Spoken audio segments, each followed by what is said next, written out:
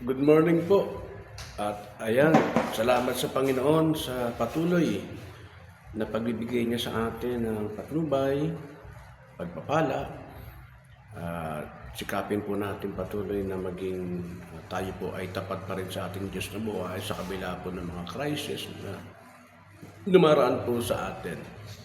At yung mga pagsubok, problema man na dumaraan po sa atin, ay kung paano po natin ito tinitingnan. At ngayon po ay uso sa Facebook, sa mga, ang tawag po nila yun, media ba? Ganon. Social media, yun po, ang tama atong term nun. So, ganun po, ano. Kaya meron po akong nais na i-share. Ito po yung 1 Corinthians 10:31 na pinapakita po rito na hindi po lahat ng bagay ay ipagpasalamat natin kung ano man daw po ating gagawin. No? At dito ang makita natin una, it's all about God. Ibig sabihin, yung sistema po nitong gagawin natin, dapat po ay ang Diyos po talaga na napaparangalan po natin. Meron kasi tayong dalawang bagay na yung spiritual things at non-spiritual things. Yung spiritual things, alam natin, yung mga pagdalo natin, yung mga prayer, devotion, and everything na talagang for church is spiritual. At meron naman po mga bagay na non-spiritual, katulad po ng mga bagay na nagagawa po natin sa labas, no po, at pinapakita natin yung ating pa mga ginagawa, no? So, lahat ng mga bagay na yan ay dapat po natin i-recognize pa rin.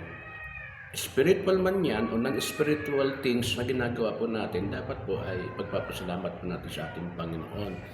At kadalasan po, may mga pagkakataon na kapag kaya po natin at nagagawa natin, flex po natin sa social media na nagawa natin ito. At ito po yung mga non-spiritual things na kung minsan po ay nawawala na po doon sa punto na nagpapasalamat po tayo sa ating Panginoon. So, ibig kong sabihin ito, lahat po ng bagay na po, at pangalawa, maging maingat po tayo sa pagpopost po sa social media, sapagkat ito po yung number 2 po. It's all about me, o na kung saan po ay tingnan po natin, no? Minsan nagpo-post po tayo sa social media. Ano yung motibo po ng ating pong pagpo-post? Ito pa po ba ay pag nag-post po tayo ng mga bagay na minsan ginagamit po natin yung spiritual things, no? O spiritual mga bagay na quotes. Yan, magaganda naman po yan. Kaya lang, ang tanong po rito, ano yung motibo ng inyo pong pag-post? Dahil nakalagay po sa Bible na kung ikaw magiging katisuran, ay mag-ingat daw po tayo na makatisod po sa iba. At tinitingnan natin dapat ito, no, na ito ba pa ating pagpo-post ay makapagbibigay sa tao o sino man para sila po ay magamit yung mga bagay na yan para sila po ay magpasalamat. O baka naman kung minsan po ay yung pag-post natin ay nagbibigay po katisuran sa iba.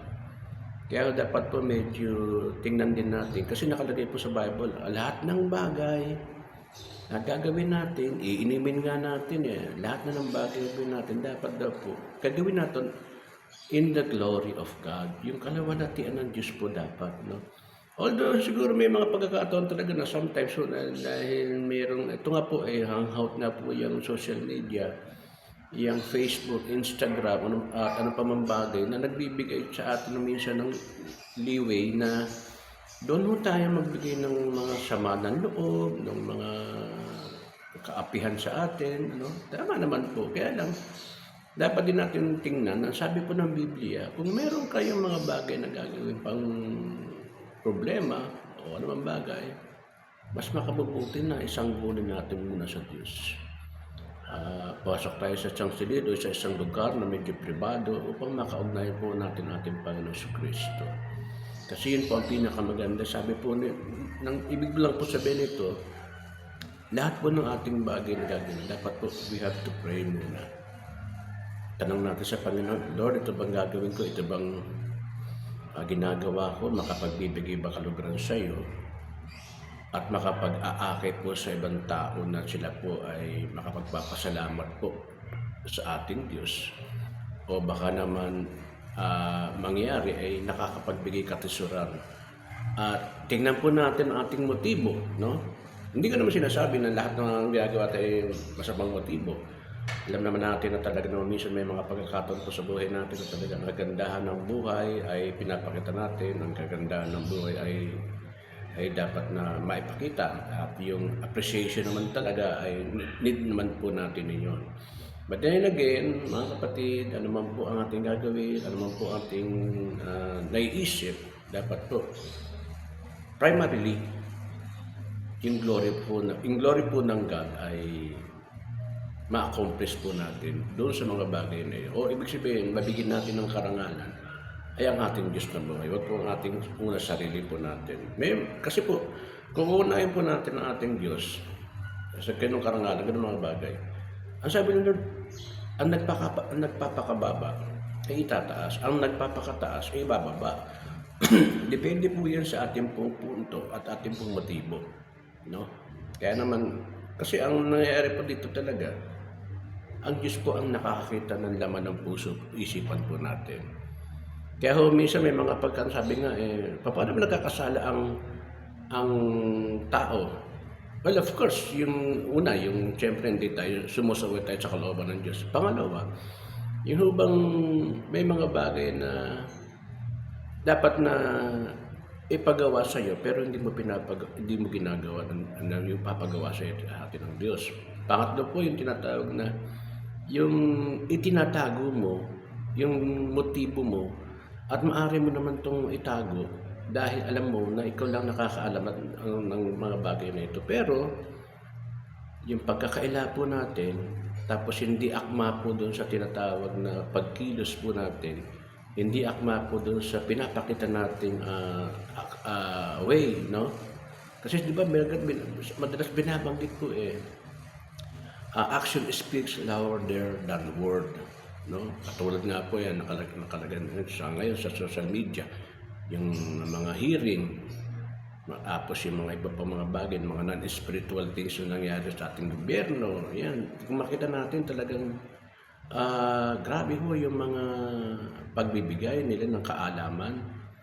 Usually po mga fake news, usually po yung mga ang ipinipid po nila ay yung pag-aaway-away, pag-aalitan na hindi nakakatulong po kung kukunin daw po yung katotohanan, no?